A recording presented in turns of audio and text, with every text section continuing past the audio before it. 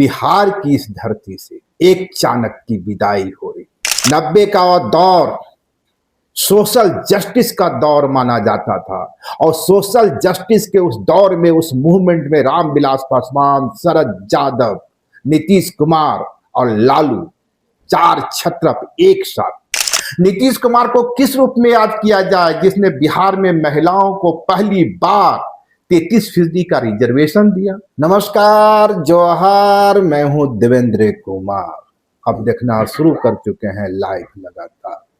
दोस्तों, आज देश और बिहार की सियासत में एक बड़ा दिन है और जब इस कार्यक्रम को कर रहा हूं तो बहुत ही बुझे दिल से कर रहा हूं। दरअसल देश में तो कितने ही राजनेताओं के आगे चाणक्य का तमगा लगा है, लेकिन आज बिहार की इस धरती से एक चाणक्य की विदाई हो रही। वही चाणक्य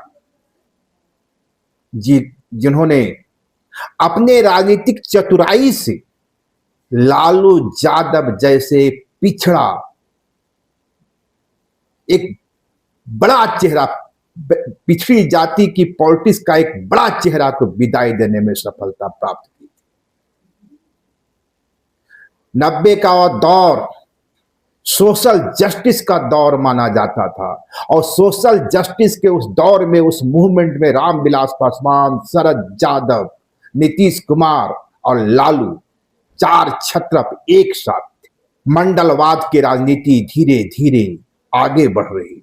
हालांकि उसी रफ्तार में कमंडल की राजनीति भी पूरे देश में अपनी विस्तार पा रही थी। लेकिन मंडल और कमंडल के उस दौर में नीतीश कुमार ने दोनों को एक साथ साधने में सफलता हासिल की। यानी वे मंडल के साथ भी रहे और कमंडल के सारथी भी रहे।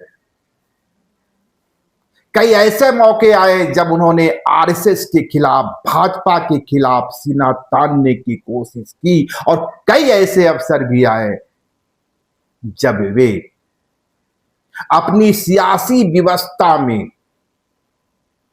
भाजपा के साथ खड़े नजर आए। तो नीतीश कुमार आज, यानी खाटी बिहारी चाणक्य नीतीश कुमार आज राज्यसभा जा रहे हैं। राज्यसभा की सदस्यता तो उन्होंने पहले ही ले ली है, लेकिन आज सीएम पद से वे इस्तीफा देने वाले हैं और इसी के साथ करीबन 20 वर्षों के बाद बिहार की सियासत में एक बड़ा वैक्यूम खड़ा हो गया है। और वैक्यूम यह है कि अगला सीएम कौन होगा। कई नाम एक साथ सामने आ रहे हैं। हालांकि नामों की इस लिस्ट में, धुरंधरों की इस लिस्ट में सम्राट चौधरी सबसे आगे हैं। वही सम्राट चौधरी जो मुरेठा बांध कर घूम रहे थे, इस बात की कसम खा रहे थे कि जब तक नीतीश कुमार को सत्ता से नहीं हटाएंगे, पगड़ी नहीं उतारेंगे। और नीतीश कुमार बार बार पूछते थे, पगड़ी क्यों बांधा है। सियासत का सच देखिए कि आज सम्राट चौधरी उसी नीतीश कुमार की पहली पसंद है। हालांकि भाजपा के अंदर से कई नाम एक साथ सामने आ रहे हैं। यानी भाजपा के अंदर सम्राट चौधरी के नाम पर सहमति तो बनती दिख रही है, लेकिन विरोध के स्वर भी उतने ही तेज हैं। हालांकि एक खबर यह है कि कुछ दिनों के ही लिए ही सही, साल भर 6 महीना के लिए सही, और खासकर बंगाल चुनाव किस करवट बदलता है, कौन सा रंग वहां खिलता है, इसके तब तक के लिए कम से कम सम्राट चौधरी के कंधों पर सीएम की जिम्मेवारी दी जाए। यदि भाजपा के अंदर दूसरे चेहरों की बात करें तो नित्यानंद राय, विजय कुमार, दिलीप जायसवाल, रेणु देवी, संजीव चौरसिया जैसे तमाम नाम घूम रहे हैं। लेकिन सियासत के जानकार कहते हैं कि भाजपा किसी कीमत पर इस बार किसी कुशवाहा पर ही दाव खोलेगी, क्योंकि 20 वर्षों तक कुर्मी पॉलिटिक्स बिहार में चलती रही। नीतीश कुमार हालांकि कुर्मी पॉलिटिक्स के दायरे में नहीं आते, उनका चेहरा, उनकी पर्सनालिटी, उनका स्टाइल ऑफ पॉलिटिक्स कभी भी कुर्मी पॉलिटिक्स के रूप में ही नहीं रही। कुर्मियों के भी नेता रहे, लेकिन वे इसके साथ ही अति पिछड़ी जातियों का भी नेता रहे, अल्पसंख्यक समुदाय का भी नेता रहे। और नीतीश कुमार हमेशा कहते रहे 3C पर कभी कंप्रोमाइज नहीं होगा, कास्टिज्म, क्रिमिनल, कॉम्युनलाइजेशन। हालांकि उनके दौर में भी, अब इधर के 5 वर्षों की बात करें तो ये जो उनका तेवर था मंद होता नजर आया। लेकिन बड़ी बात है कि नीतीश कुमार को किस रूप में याद किया जाए, उस रूप में जिसने बिहार को जंगल राज से मुक्ति दिलवाने में सफलता हासिल की। नीतीश कुमार को किस रूप में याद किया जाए, जिसने बिहार में महिलाओं को पहली बार 33% का रिजर्वेशन दिया। नीतीश कुमार को किस रूप में याद किया जाए, जिसने बिहार में महादलितों को आवाज दी। नीतीश कुमार को किस रूप में याद किया जाए कि बिहार में वे सुशासन लाने में सफल हुए। नीतीश कुमार को किस रूप में याद किया जाए, वो बिहार जहां कभी रोजगार का संकट था, बिजली 6 महीना नहीं आती थी गांव में, उस बिहार को उन्होंने घर घर तक बिजली पहुंचा दिया। नीतीश कुमार को किस रूप में याद किया जाए कि जिस बिहार में कभी जातीय नरसंहार होता था, उस नरसंहार वाली पॉलिटिक्स से नीतीश कुमार ने बिहार को आगे कर दिया। तो नीतीश पर तमाम तरह के आरोप लग सकते हैं, एलिगेशन लग सकते हैं, नीतीश कुमार से लाख शिकायतें हो सकती है, लेकिन एक सच यह भी है कि बिहार की सियासत में नीतीश कुमार ने वो मुकाम हासिल किया है जो शायद अब कोई दूसरा कर पाए। और बिहार में 3 लोगों के या 3 राजनेताओं का नाम बड़े फक्र से लिया जाएगा। पहला नाम कर्पूरी ठाकुर, दूसरा नाम लालू यादव और तीसरा नाम नीतीश कुमार। लेकिन नीतीश के आलोचकों की दृष्टि में, नीतीश के समालोचकों के दृष्टि में और नीतीश के अपनों की दृष्टि में नीतीश कुमार को किस रूप में याद किया जाए? जी हां, मैं बात कर रहा हूं शिवानंद तिवारी की।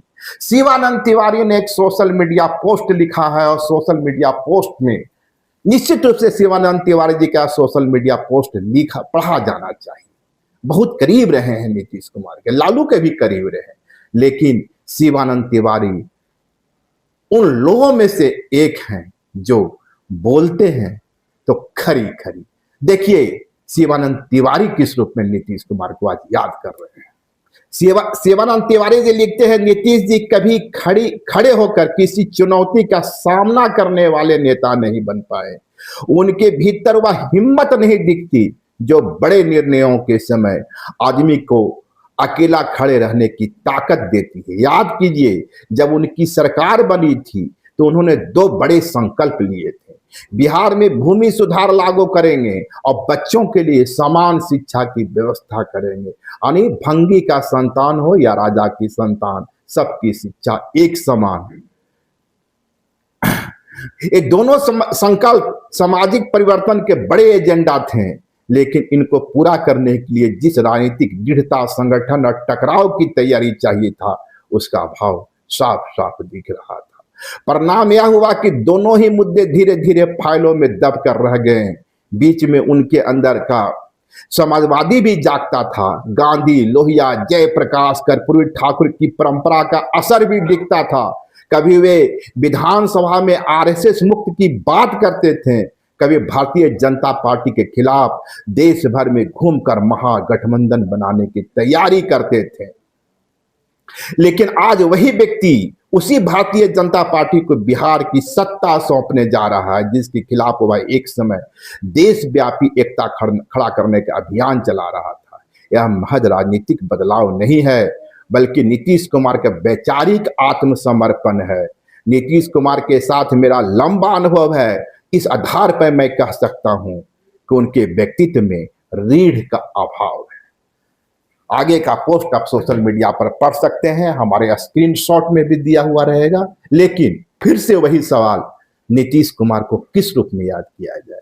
उस रूप में जिस रूप में हमने याद करने की कोशिश की और अपना दर्द बयां किया, क्योंकि हमारी पीढ़ी के लोग अपनी जवानी में उस नीतीश कुमार को देखे हैं जो नीतीश कुमार कास्ट पॉलिटिक्स नहीं करते थे, वंशवाद के खिलाफ आवाज उठाते थे और उनके रिज्म में कभी कॉमनल पॉलिटिक्स बिहार में नहीं चल पाया। यह सच है कि 2 दशक या उससे अधिक समय तक वे भाजपा के साथ रहे, लेकिन यह भी सच है कि उनके पूरे कार्यकाल में भाजपा की कोई पॉलिटिक्स बिहार में चलती नजर नहीं आई। तो उस रूप में याद करें या शिवानंद तिवारी के शब्दों में याद करें, कौन नीतीश कुमार के पास रीढ़ की हड्डी नहीं थी। यदि रीढ़ की हड्डी होती तो वे भूमि विधेयक था उस पर काम करते, एक शिक्षा एक कॉमन एजुकेशन सिस्टम पर काम करते। देखना है बिहार की जनता उन्हें किस रूप में याद करती है। लेकिन इतना सच है कि आज बिहार एक बड़े बदलाव की ओर निकल पड़ा है। नीतीश मुक्त बिहार हो चुका है। वो नीतीश या वो जदयू जो दावा करती थी 2025 से 30 एक बार फिर से नीतीश, उसी भाजपा ने उन्हें सलटा दिया। या नीतीश कुमार सलट जाने के लिए तैयार हो गए? क्या नीतीश कुमार चुक गए? क्या नीतीश कुमार बिहार की पॉलिटिक्स में अब अपना रसूख दिखा पाएंगे? क्योंकि चीफ मिनिस्ट्री तो हाथ से निकल गई, तो क्या जदयू भी बची रहेगी या जदयू भी 2 फाड़ होगी? एक हिस्सा भाजपा में जाएगा, एक हिस्सा राजद की ओर चला जाएगा। देखना होगा आने वाले दिनों में बिहार की पॉलिटिक्स में कौन कौन सा रंग खिलता है। लेकिन इतना साफ है, नीतीश कुमार सबके थे, सबके हैं। उनके आलोचक भी हैं, उनके समालोचक भी हैं, लेकिन उनके प्रशंसकों की कमी बिहार में नहीं है। निश्चित रूप से बिहार की जनता आज गमगीन आंखों से उन्हें याद कर रही है। शुक्रिया, नमस्कार, जोहार। लाइव लगातार के वीडियो को लाइक करें, सब्सक्राइब करें